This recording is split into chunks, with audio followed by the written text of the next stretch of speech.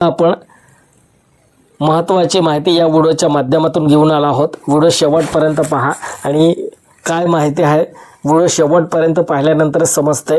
असं नाही की तुम्ही डायरेक्ट स्किप करून डायरेक्ट व्हिडिओ बघत असाल किंवा डायरेक्ट तुम्ही क्रॉस करून जर व्हिडिओ बघत असाल तर तो अपूर्ण माहिती मिळते मित्रांनो. तर आपल्याला एकीकडनं सर्व व्हिडिओ बघायचं. व्हिडिओ पाहिल्यानंतरच आपल्याला ते सर्व काही माहिती आहे ती माहिती समजत असते. चला तर आपण व्हिडिओ सुरू करूया. शिक्षकांचं पदोन्नती आणि TAT बद्दल उच्च न्यायालयाने काय निकाल दिले आहेत ते आपण या व्हिडिओच्या माध्यमातून बघायचं आहे. व्हिडिओ शेवटपर्यंत पहा. TATमध्ये पदोन्नतीचं सूट देण्यात आले आहे किंवा नाही, उच्च न्यायालयाचा काय रिझल्ट आला हे आपल्याला डिटेलमध्ये बघायचं आहे. जास्तीत जास्त आपले जे मित्र असतील, शिक्षक असतील, त्यांना हा व्हिडिओ नक्की शेअर करा, त्यांनाही हे अपडेट मिळेल. चला तर आपण व्हिडिओ सुरू करूया.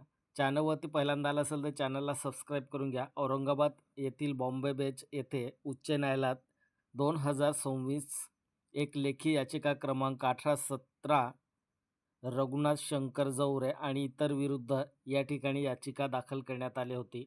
तर आपल्याला डिटेलमध्ये बघायचं आहे TATबद्दल काय सूट देण्यात आले आहेत. रीट याचिका क्रमांक 1956 2026 यावर कोणताही भर नाही उल्लेख केला आहे. बोर्डावरील घेतलेला हा सर्व उच्च न्यायालयाचा नोटीस आहे. दुसरं बघा, काही काळासाठी संबंधित बाजूने विधान वकील ऐकले दोन्ही याचिकामध्ये. या याचिकामधील याचिकाकर्त्यांनी तक्रार अशी आहे की ते शिक्षक पात्रता परीक्षा TATची पात्रता नसलेले शिक्षक आहेत. 1/9/2025च्या आदेशाद्वारे माननीय सर्वोच्च न्यायालयाने TAT पात्रता नसलेल्या व्यक्तींना 2 वर्षाच्या कालावधीसाठी संरक्षण दिले आहे, ज्यामध्ये त्यांनी 2 वर्षाच्या कालावधीत TAT पात्रता प्राप्त करायची अशी अट घालण्यात आली आहे.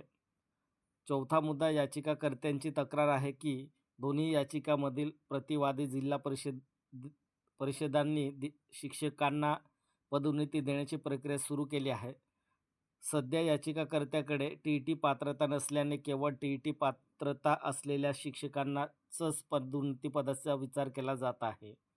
याचिकाकर्त्यांची तक्रार आहे की जेव्हा माननीय सर्वोच्च न्यायालयाने TAT पात्रता मिळवण्यासाठी त्यांना 2 वर्षाचा कालावधी दिला आहे, तेव्हा प्रतिवादी जिल्हा परिषदांनी 2 वर्षाच्या कालावधीसाठी म्हणजे 31/8/2027 पर्यंत पदोन्नतीच्या खालील प्रक्रियेची या ठिकाणी वाट पाहावी असं म्हटलं आहे. तर जे शिक्षक आहेत ते शिक्षक सध्या रुजू आहे आणि त्यांच्याकडे TAT पात्रता नाही आणि TAT पात्रतेसाठी उच्च न्यायालयाने त्यांना 2 वर्षाची मुदत देण्यात आली आहे 2027 पर्यंत. परंतु काही या ठिकाणी आता शिक्षण विभागामध्ये जे TAT पात्रता आहे त्यांनाच पदोन्नती दिली जात आहेत आणि जोपर्यंत आपलं 2 वर्ष कालावधी होत नाही तोपर्यंत वाट पाहावी असं याचिकाकर्त्यांनी तक्रार केली होती. पुढे बघा काय अपडेट आला आणखी.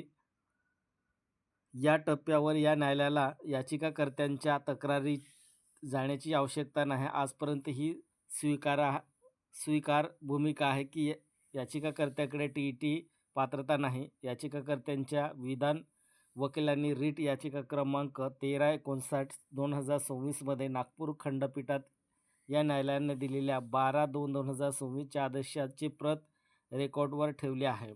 सदर आदेशाच्या परिच्छेद क्रमांक 6 असा आहे: 6 अंतरिम दिलासा म्हणून सध्याच्या याचिकेच्या निकालाच्या अधीन राहून याचिकाकर्त्यांची नावे पदोन्नतीच्या यादीत समाविष्ट करण्याचे निर्देश देण्यात येत आहेत. 6वा मुद्दा, वरील बाब लक्षात घेता हे न्यायालय खाली निर्णय देत आहेत. तर बघा ऑर्डर काय देण्यात आले न्यायालयाकडून. आता हे महत्त्वाचा मुद्दा आहे.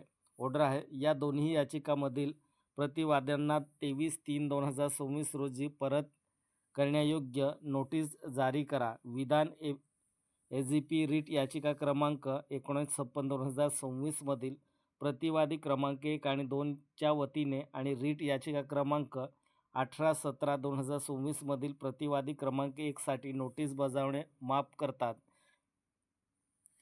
विधान वकील श्री शंतनू देशपांडे रीट याचिका क्रमांक 18/17/2026 मधील प्रतिवादी क्रमांक 2 आणि 3 च्या वतीने नोटीस बजावणे माफ करतात. विधान वकील श्री ढेपले रीट याचिका क्रमांक 56/2026 मधील प्रतिवादी क्रमांक 3च्या वतीने नोटीस बजावणे माफ करतात.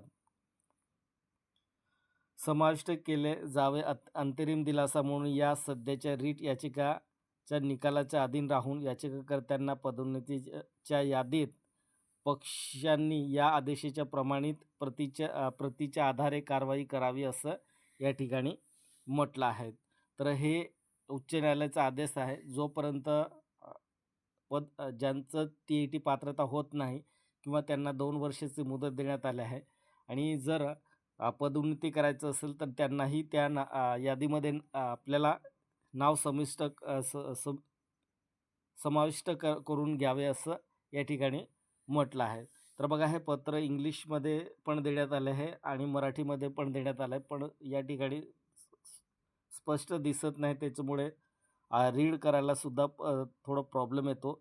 सध्याच्या रीट याचिकाच्या निकालाच्या अधीन राहून याचिकाकर्त्यांना पदोन्नतीच्या यादीत पक्षांनी या आदेशाच्या प्रमाणित प्रतीच्या आधारे कारवाई करावी असं उच्च न्यायालयाने आदेश दिले आहेत. जास्तीत जास्त आपल्या मित्रांना हा व्हिडिओ नक्की शेअर करा, त्यांनाही समजेल. कारण भरपूर आपण उच्च न्यायालयाचा जो निकाल लागतो तो इंग्लिशमध्ये असतो आणि मराठीमध्ये सुद्धा भाषांतर असते, पण काही आपल्याला जे PDF मिळतं ते PDF इंग्लिशमधूनच मिळत असते आणि मी ही सर्व तुम्हाला या ठिकाणी मराठीमध्ये सर्व वाचून दाखवले आणि या पद्धतीने निकाल उच्च न्यायालयाकडून लावण्यात आला आहे. धन्यवाद.